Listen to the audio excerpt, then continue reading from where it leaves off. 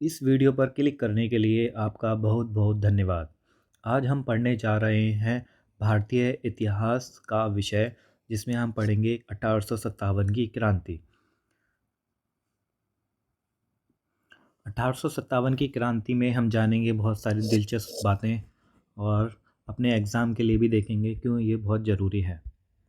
चलिए शुरू करते हैं। दिसंबर 1856 में भारत सरकार ने पुराने लोहे वाली बंदूक ब्राउन बेस के स्थान पर नवीन Enfield rifle new Enfield rifle के प्रयोग का निर्णय लिया। तो एक प्रश्न पूछा जाता है हमेशा कि किस बंदूक का यूज़ किया गया था। कौन सी पुरानी थी बंदूक थी, वो ब्राउन बेस थी। ब्राउन बेस को हटा करके नई एनफील्ड राइफल लेकर के आया गया था और ये था दिसंबर 1856 की बात है। इसका प्रशिक्षण डम डम, अम्बाला और सियालकोट में दिया जाना था। किस किस में? डमडम में, अम्बाला में और सियालकोट में। इस नई राइफल में कारतूस के ऊपरी भाग में को मुंह से काटना पड़ता था। जो कारतूस होता है ना, गोली होती है बंदूक की, वो उसका जो ऊपरी भाग था उसे मुंह से काटना है। जनवरी 1857 में, अब दिसंबर हो गया, दिसंबर से फिर जनवरी आ गया, देखते हुए चलना। 56 से 57 आ गया। बंगाल सेना में यह अफवाह फैल गई कि चर्बी वाले कारतूस में गाय और सूअर की चर्बी है। तो सबसे पहले कहाँ फैली थी? बंगाल सेना में फैली थी। सैनिक अधिकारियों ने इस अफवाह की जांच के बिना तुरंत इसका खंडन कर दिया, किंतु सैनिकों को विश्वास हो गया कि चर्बी वाले कारतूसों का प्रयोग उनके धर्म को भ्रष्ट करने का एक निश्चित प्रयत्न है।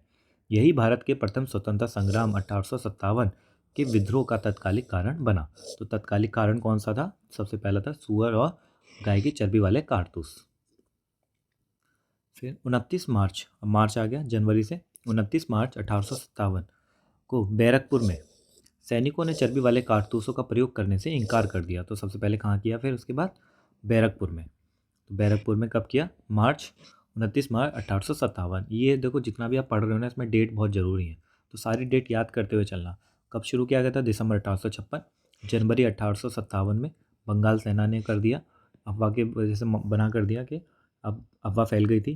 फिर 29 मार्च 1857 को बैरकपुर में सैनिकों ने बना कर दिया, इनकार कर दिया, और एक सैनिक मंगल पांडे ने अपने एजुडेंट पर आक्रमण कर उसकी हत्या कर दी।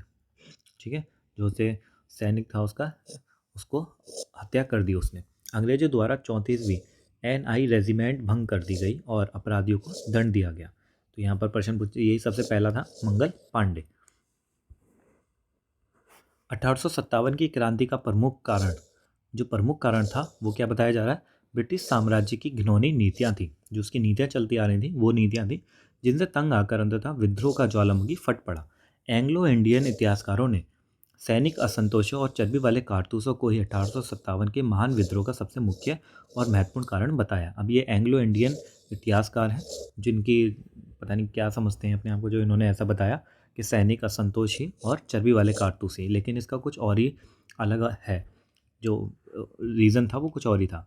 परंतु आधुनिक भारतीय इतिहासकारों, ये विदेशी थे, एंग्लो इंडियन वाले हैं, और ये हमारे भारत आधुनिक भारतीय इतिहासकारों ने यह सिद्ध कर दिया कि चर्बी वाले कारतूस ही इस विद्रोह का एकमात्र कारण अथवा सबसे प्रमुख कारण नहीं था। ठीक है, यही प्रमुख कारण नहीं था। जैसे कि हमने देखा, इसका प्रमुख कारण क्या था? वो था ब्रिटिश साम्राज्य की घिनौनी नीतियाँ थी। चर्बी वाले कारतूस और सैनिकों का विद्रोह तो केवल एक चिंगारी थी। ठीक है, सिर्फ एक चिंगारी थी जिसने उन समस्त विस्फोटक पदार्थों में, जो राजनीतिक, सामाजिक, धार्मिक और आर्थिक कारणों से एकत्रित हुए थे, आग लगा दी थी, और जिसने दवानाल का रूप धारण कर लिया। ये सारी चीज़ें थी। तो ये राजनीतिक कारण भी थे इसके, सिर्फ कारतूस का कारण नहीं था। राजनीतिक कारण थे, सामाजिक कारण भी थे, धार्मिक थे और आर्थिक कारण थे, सभी कारण थे। 1857 की क्रांति का प्रारंभ 10 मई को मेरठ से हुआ। तो नाम याद कर लेना, 10 मई से हुआ था और मेरठ से हुआ था। 1857 की क्रांति का जो प्रारंभ हुआ था वो 10 मई मेरठ से हुआ था। यहाँ की तीसरी केवलरी रेजिमेंट के सैनिकों ने चर्बीयुक्त कारतूसों को छूने से इनकार कर दिया। ठीक है, तो ये नाम भी याद रख लेना, कौन थी? तीसरी केवलरी रेजिमेंट ने मना कर दिया कि भाई हम नहीं छू रहे, और खुलेआम बगावत कर दी। अपने अधिकारियों पर गोली चलाई और अपने साथियों को मुक्त करवाकर वे लोग दिल्ली की ओर चल पड़े। अब जनरल हैविट ने, अब ये जितने भी नाम आ रहे हैं सब आपको याद रखने हैं। PCS में इन्हीं नामों से प्रश्न पूछे जाते हैं। अब तो IAS में भी है ना, ऐसे ही प्रश्न पूछे जाने लग गए हैं। एक नाम दे देते हैं और वो बता देते हैं ये किससे संबंधित है। 2023 में ऐसे ही 2-3 क्वेश्चन आए थे। तो जनरल हैविट ने के पास 2200 यूरोपीय सैनिक थे, परंतु उसने इस तूफान को रोकने का कोई प्रयास नहीं किया। अब विद्रोहियों ने 22 मई 1857 को दिल्ली पर अधिकार कर लिया। ठीक है, तो दिल्ली पर अधिकार कब करा? दिल्ली पर अधिकार कर लिया उन्होंने 12 मई 1857 में, शायद पहले 22 बोल दिया, तो 22 नहीं है, 12 है। तो 22 मई 1857 को दिल्ली पर अधिकार कर लिया। वो दिल्ली की तरफ चल दिए थे कब? 10 मई को, तो 2 दिन में पहुंच गए और 12 मई को दिल्ली पर अधिकार कर लिया। अब इस प्रकार सैनिकों का दिल्ली के लाल किले पर पहुंचना पहली घटना थी। 1857 के स्वाधीनता संग्राम का प्रतीक कमल और रोटी था। कौन था? कमल और रोटी। तो याद ध्यान रखना, जो स्वतंत्रता संग्राम का जो प्रतीक था वो क्या था? कमल और रोटी। बरेली में रुहेलखंड के भूतपूर्व शासक के उत्तराधिकारी खान बहादुर ने 1857 के विद्रोह की रहनुमाई की। जो बरेली में थे, अब यहाँ पर अलग अलग राज्य से पूछा जा रहा है, तो बरेली में कौन थे? रुहेलखंड के भूतपूर्व शासक के उत्तराधिकारी खान बहादुर ने 1857 के विद्रोह की रहनुमाई की, यानी इन्होंने इसको संभाला 1857 के विद्रोह को। अब मुगल सम्राट बहादुर शाह द्वितीय ने उन्हें वायसराय के पद पर नियुक्त किया था। रानी लक्ष्मीबाई, जिनका मूल नाम था मणिकर्णिका, इनका जन्म हुआ था 19 नवंबर 1835 को गोलघर में हुआ था, जो वर्तमान में वाराणसी में है। अब आपको क्या ध्यान रखना है भाई? जन्म की डेट तो याद रखने की जरूरत नहीं है, लेकिन पहले तो बरेली का जो कौन था? बहादुर खान बहादुर थे, उनको ध्यान रखना है। फिर दूसरा रानी लक्ष्मीबाई। अब रानी लक्ष्मीबाई का मूल नाम मणिकर्णिका, और ये कहाँ का थी? वाराणसी में जो है, और वो गोलघर है। तो गोलघर जो कि आज के वाराणसी में है, ये तो यूपीएससी का फेवरेट टॉपिक है, इसलिए ध्यान से इसे याद कर लेना। रानी लक्ष्मीबाई का नाम है मणिकर्णिका और गोलघर में पैदा हुई थी, जो कि वाराणसी में है। उनके पिता मरणोपरांत झांसी के महाराजा गंगाधर राव के दरबार में गए। उस समय लक्ष्मीबाई की उम्र 13 वर्ष थी। 14 वर्ष की उम्र में उनका विवाह झांसी के महाराजा गंगाधर राव के साथ हुआ। तो 14 वर्ष में उनका विवाह किसके साथ हो गया? झांसी के महाराजा गंगाधर राव, तभी वो बोली जाती है झांसी की रानी। इनकी मृत्यु ग्वालियर में हुई। ग्वालियर में ही महारानी लक्ष्मीबाई की समाधि स्थित है। तो इनकी मृत्यु कहाँ पर हुई थी? ग्वालियर में, और ग्वालियर में ही इनकी समाधि है। तो ये प्रश्न पूछा जाता है कि महारानी लक्ष्मीबाई की समाधि कहाँ पर है? तो समाधि इनकी ग्वालियर में है। रानी लक्ष्मीबाई झांसी के अंतिम मराठा राजा गंगाधर राव की विधवा थी। जब किसी उत्तराधिकारी के अभाव में राजा गंगाधर राव की मृत्यु हो गई, तो डलहौजी ने व्यवगत सिद्धांत के अंतर्गत 1854 में झांसी का ब्रिटिश साम्राज्य में विलय कर लिया। तो ये डलहौजी के जो व्यवगत सिद्धांत की नीतियाँ थी, ये भी हमने बहुत अच्छे से देख ली हैं। जिन्होंने नहीं देखी वो हमारी वीडियो देख सकता है। झांसी में जून 1857 में रानी लक्ष्मीबाई के नेतृत्व में विद्रोह का श्री गणेश हुआ। अब यहीं से ही फिर देखो, ये पुरानी जैसे बताया जा रहा है, वो कह रहे थे ना अंग्रेज कहते बस ये तो भाई कारतूस है और सैनिक विद्रोह बस, और कुछ नहीं है। लेकिन जो आधुनिक भारतीय इतिहासकार थे उन्होंने बोला था भाई इसके बहुत सारे रीज़न थे, ऐसे ही नहीं हो गया था। तो ये बस उन्होंने तो बस चिंगारी करी थी, तो आग लगने का तो बहुत सारे पहले से ही हो रहा था। तो यही है कि उन्होंने अपना जो साम्राज्य डलहौजी ने ले लिया था, तो रानी लक्ष्मीबाई ने उसे पाना चाहा, तो उसे एक मौका मिल गया और उन्होंने भी यहाँ पर विद्रोह कर दिया। तो ये कब किया था? जून 1857 में किया था। ठीक है, ये सारा 54 वगैरह की हमने बातें पहले कर ली हैं, उसके बाद 57 में उन्होंने कर दिया। अंग्रेज जनरल ह्यू रोज से लड़ते हुए 17 जून 1858 को वे वीर गति को प्राप्त हुई। अब यहाँ पे प्रश्न पूछा जा सकता है किससे लड़ते हुए वो मर गई थी? तो अंग्रेज जनरल ह्यू रोज से लड़ते हुए कब मरी थी? 17 जून 1858 को वीर गति पर प्राप्त हुई। अब रानी की मृत्यु पर ह्यू रोज ने कहा, भारतीय विद्रोहियों में यहाँ सोई हुई औरतें अकेली मर्द हैं। ठीक है, जो भारतीय विद्रोहियों में यहाँ सोई हुई औरतें, जो औरत है वो अकेली मर्द है। अब लखनऊ अथवा जो अवध बोला गया है, विद्रोह का प्रारंभ जो हुआ था 30 मई 1857 में हुआ था। तो अगर आपसे लखनऊ बोला जाए या अवध बोला जाए तो आप ध्यान रखना ये 30 मई 1857 को हुआ था। विद्रोह का नेतृत्व बेगम हजरत महल ने किया।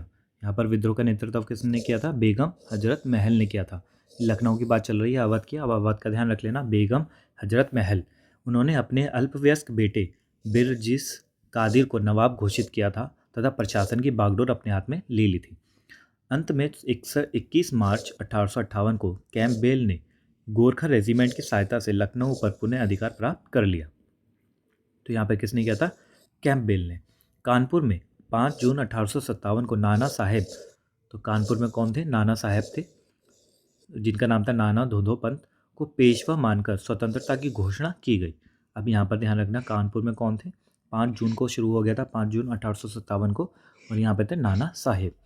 नाना साहेब को सेनापति commander in chief Tatya Tope से बहुत सहायता मिली।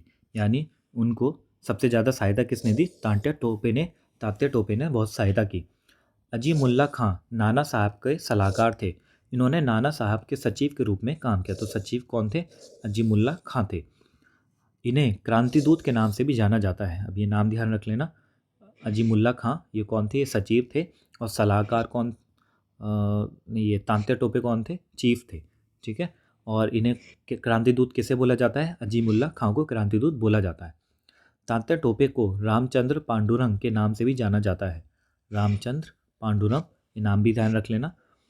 अब वे 1857 के भारतीय विद्रोह के प्रमुख नेता थे। 1857 के भारतीय विद्रोह के प्रमुख नेता थे रामचंद्र पांडुरंग, जो तात्या टोपे हैं।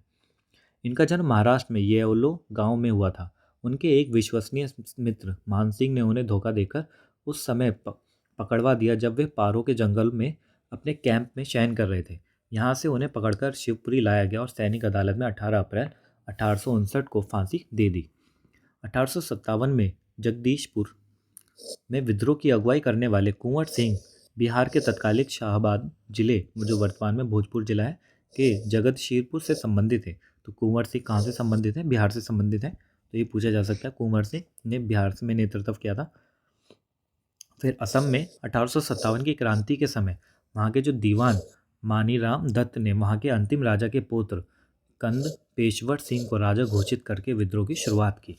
तो यहाँ पर किसने शुरुआत की थी? दीवान मानीराम दत्त ने। जो जो स्टेट है ना, और स्टेट में जो महत्वपूर्ण नेता है उनको ध्यान रख लेना, मैचिंग में प्रश्न पूछते हैं ये। अब परंतु शीघ्र ही विद्रोह का दमन करके मानिसराम को फांसी दे दी गई। आउवा के ठाकुर कुशल सिंह ने 1857 की ईस्वी की क्रांति में अंग्रेजों और जोधपुर की संयुक्त सेना को पराजित किया था। अब वो पूछा जा सकता है किसने किया था? तो आउवा के ठाकुर कुंवर कुशल सिंह ने। आज अव्वल के ठाकुर कुशल सिंह ने 1857 की क्रांति में अंग्रेजों और जोधपुर की संयुक्त सेना को पराजित किया था। मौलवी अहमदुल्ला शाह ने फैज़ाबाद में 1857 के विद्रोह को अपना नेतृत्व प्रदान किया। ये मौलवी अहमदुल्ला शाह, ये भी नाम ध्यान रखना, फैज़ाबाद से संबंधित है। तो फैज़ाबाद में कौन था? मौलवी अहमदुल्ला शाह। ये अंग्रेजों के सबसे कट्टर दुश्मन थे। वह मूलतः तमिलनाडु में आरकाट के रहने वाले थे। सबसे कट्टर दुश्मन थे ये, पर वह फैजाबाद में आकर बस गए थे। उन्होंने भारत के विभिन्न धर्मानुयायियों का आह्वान करते हुए कहा है कि सारे लोग काफिर अंग्रेजों के विरुद्ध खड़े हो जाओ और उन्हें भारत से बाहर खदेड़ दो। ठीक है। अब इनके बारे में अंग्रेजों ने कहा कि वह अदम्य साहस के गुणों से परिपूर्ण और दृढ़ संकल्प वाले व्यक्ति था तथा विद्रोहियों में सर्वोत्तम सैनिक है। इनकी गिरफ्तारी के लिए ब्रिटिश सेना सरकार ने 50,000 रुपये का इनाम रखा था। बताओ, 50,000 रुपये का इनाम रख दिया था इन्होंने। अब 1857 के विद्रोह को मिर्जा गालिब ने स्वयं अपनी आंखों से देखा। तो क्वेश्चन पूछा जा सकता है, किसने 1857 के विद्रोह को स्वयं अपनी आंखों से देखा? ये पूछा भी जाएगा, अभी देखना आगे। तो इन्होंने देखा था मिर्जा गालिब ने। गालिब की नज़रों से देखो। ठीक है, ये लाइन को ध्यान रखना। इनका जन्म 27 दिसंबर 1797 को आगरा में और मृत्यु हुई थी दिल्ली में हुई थी। अब बस ये जन्म याद रख लेना और कुछ नहीं। और दिल्ली मृत्यु में हुई, मत मैंने उल्टा बोल दिया, मृत्यु दिल्ली में हुई।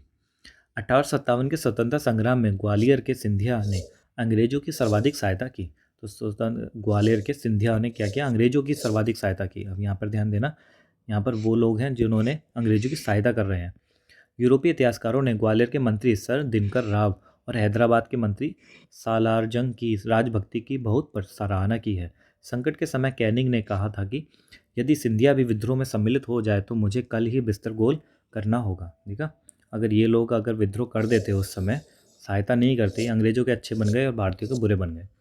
1857 का विद्रोह बहुत बड़े क्षेत्र में फैला हुआ था और इससे जनता का व्यापक समर्थन प्राप्त था। फिर भी पूरे देश को या भारतीय समाज के सभी अंगों और वर्गों को यह अपनी लपेट में नहीं ले सका। यह दक्षिणी भारत और पूर्वी और पश्चिमी भारत के अधिकांश भागों में नहीं फैल सका। तो ये पूछा जाता है, क्या ये संपूर्ण भारत में था? तो संपूर्ण भारत में नहीं था, ये बस फैला हुआ था। दक्षिण भारत में नहीं था और पूर्वी और पश्चिमी भारत के अधिकांश भागों में नहीं फैला था।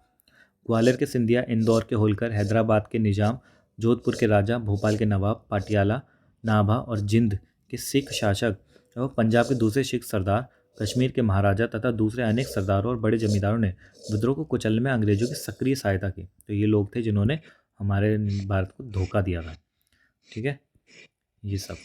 कि सिख शासक, दूसरे सिख सरदार, कश्मीर के महाराजा वगैरह, ये सारे लोगों ने धोखा दिया। अब गवर्नर जनरल कैनिंग ने बाद में टिप्पणी की, इन शासकों और सरदारों ने तूफान के आगे बांध की तरह काम किया, वरना यह तूफान ही लहर में हमें बहा ले जाता। यानी ये नहीं होते तो हम यहाँ पर अंग्रेज पहले ही भाग लिए होते। तो 1857 के विद्रोह में शिक्षित वर्ग ने, जो शिक्षित वर्ग था उसने कोई रुचि नहीं ली, जो इस महासमर की असफलता के प्रमुख कारणों में से एक था। ये शिक्षित वर्ग ने भी धोखा दिया, अगर ये भी इसमें भाग लेता तो अभी हम 1857 में ही आज़ाद हो चुके होते। 1857 के विद्रोह के समय भारत का जो गवर्नर जनरल था लॉर्ड कैनिंग था। ठीक है, इसे आप अगर किसी से याद नहीं होता तो बंदूक से याद कर लिया करो, जो तोप होती है कैनन, उससे याद कर लेना। तो सबसे ज़्यादा तोप किसने चलाई? कैनिंग ने चलाई थी।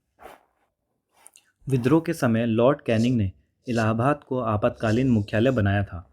लॉर्ड कैनिंग भारत में कंपनी द्वारा नियुक्त अंतिम गवर्नर जनरल और ब्रिटिश सम्राट के अधीन नियुक्त भारत का पहला वायसराय था। तो जो पहला वायसराय था वो यही था, क्योंकि यहाँ से आने के बाद जो चेंजेस किए गए थे तो जो गवर्नर जनरल था उसे बंद कर दिया गया और कब वायसराय का पद निर्धारित कर दिया गया। तो अंतिम गवर्नर जनरल कौन था? Lord Canning. और लॉर्ड कैनिंग ने जो इलाहाबाद को क्या बनाया था? आपातकालीन मुख्यालय बनाया था। तो ये प्रश्न ध्यान रखना, पूछा जा सकता है। इलाहाबाद को क्या बनाया था? आपातकालीन मुख्यालय बनाया था। न्यायिक सुधारों के अंतर्गत कैनिंग ने इंडियन हाई कोर्ट एक्ट द्वारा बम्बई, कलकत्ता और मद्रास में एक एक उच्च न्यायालय की स्थापना की। तो उच्च न्यायालय की स्थापना कहाँ कहाँ पर की गई थी? बम्बई, कलकत्ता और मद्रास में 3 उच्च न्यायालय स्थापित किए गए थे। ठीक है, और ये किस एक्ट के तहत किए गए थे? इंडियन हाई कोर्ट एक्ट के द्वारा किए गए थे लॉर्ड कैनिंग ने। ये सब ध्यान रख लेना।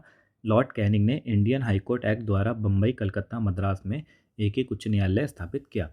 सामाजिक सुधारों के अंतर्गत विधवा पुनर्विवाह अधिनियम 1856 में कैनिंग के समय ही पारित हुआ था। ये सारे प्रश्न ना पूछे गए हैं।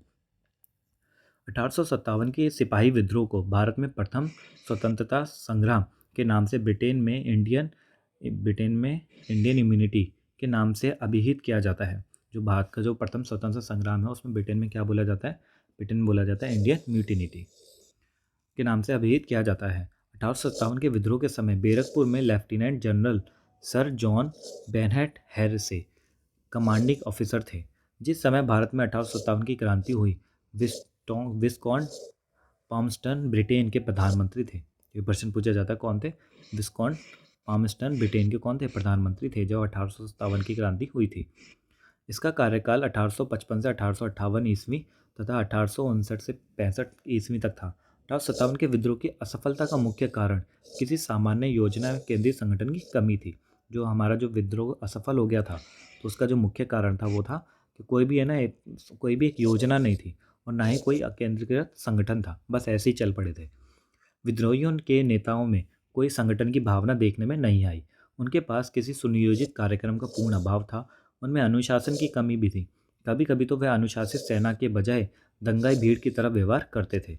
उनके पास एक भविष्योन्मुखी कार्यक्रम, सुसंगत विचारधारा, राजनीतिक परिप्रेक्ष्य, भावी समाज और अर्थव्यवस्था के प्रति एक स्पष्ट दृष्टिकोण का अभाव था। 14 सितंबर 1857 को अंग्रेजों द्वारा दिल्ली पर अधिकार करने के क्रम में जनरल जॉन निकलसन घायल हुआ और 23 सितंबर 1857 को उसकी मृत्यु हो गई। तो यहाँ पर अंग्रेजों ने दिल्ली पर कब्जा कर लिया था बाद में। फिर लखनऊ में 1857 के विद्रोह के दौरान अंग्रेज रेजिडेंसी की रक्षा करते हुए sir Henry Lawrence, major general Havelock, general Neill की मृत्यु हुई। सर जेम्स आउट्रम और डब्ल्यू टेलर ने 1857 के विद्रोह को हिंदू मुस्लिम षड्यंत्र का परिणाम बताया। आउट्रम का विचार था कि यह मुस्लिम षड्यंत्र था जिसमें हिंदू शिकायतों का लाभ उठाया गया। जॉन लॉरेंस और सीले के अनुसार यह केवल सैनिक विद्रोह था। ये बस बताया गया कौन किसने क्या क्या बोला, जरूरी नहीं आपको सारे याद हों। टी.आर. होम्स के अनुसार यह बर्बरता और सभ्यता के बीच युद्ध था। ये बताओ, जो भी मर्जी बोल रहे हैं, बर्बरता और सभ्यता, बताओ कुछ भी, मतलब मुंह में जो भी आया बक दिया। वी.डी. सावरकर, आपको बस ये ध्यान रखना है, वी.डी. सावरकर, और इसमें से कुछ ध्यान मत रखो, वी.डी. सावरकर रखो बस। वी.डी. सावरकर ने अपनी पुस्तक रखी थी दी इंडियन वार ऑफ इंडिपेंडेंस, यही आपके पेपर में आएगी। ठीक है, वी.डी. सावरकर ने कौन सी किताब थी? The Indian war of independence 1857। इसमें इस विद्रोह को सुनियोजित स्वतंत्रता संग्राम की संज्ञा दी। सुनियोजित वैसे था नहीं, लेकिन सुनियोजित उन्होंने बोला थी, क्योंकि जवाब भी तो देना था तो ये बर्बरता और सभ्यता के बीच युद्ध भी नहीं था, समझे, और केवल सैनिक युद्ध भी नहीं था। 1857 के भारतीय स्वतंत्र स्वाधीनता आंदोलन के सरकारी इतिहासकार सुरेंद्र नाथ सेन जो एस एन सेन है, इनकी पुस्तक 1857, हिंदी में लिख रखा है 1857, देवनागरी लिपि। तो ये आप ध्यान रखना। पहले एक आपको ध्यान में रखना है वीडी सावरकर, फिर दूसरा है सरकारी इतिहासकार सुरेंद्र नाथ सेन। तो ये ध्यान में रखना है, इसकी क्या थी 1857 जो प्रकाशित हुई थी। 1857 किताब का नाम है, कंफ्यूज मत हो जाना पेपर में। फिर सर सैयद अहमद खान द्वारा लिखित पुस्तक असबाब अ बगावत हिंद 1859 ईस्वी में प्रकाशित हुई, जिसमें 1857 के विद्रोह के कारणों की चर्चा की गई है।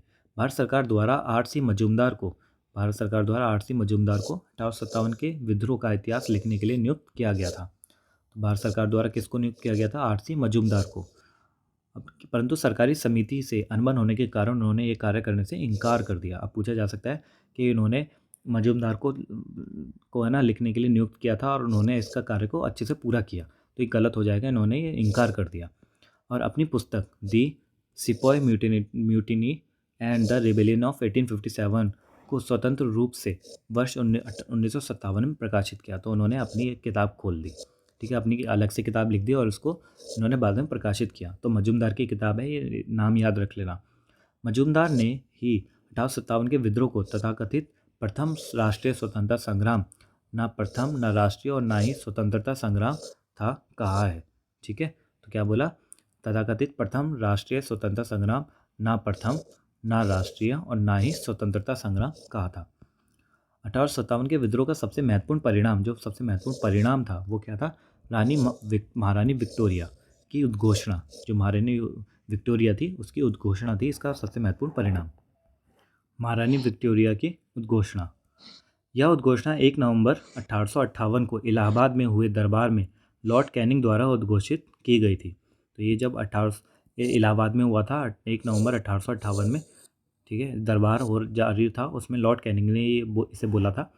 इसमें भारत में कंपनी के शासन को समाप्त कर भारत का शासन सीधे क्राउन के अधीन कर दिया गया। यहाँ से कंपनी का जो शासन था वो खत्म हो गया। एक था कि कंपनी का शासन यहाँ से खत्म हो गया और भारत सीधे के सीधे किसके अंतर्गत आ गया? ब्रिटेन के क्राउन के अंतर्गत आ गया।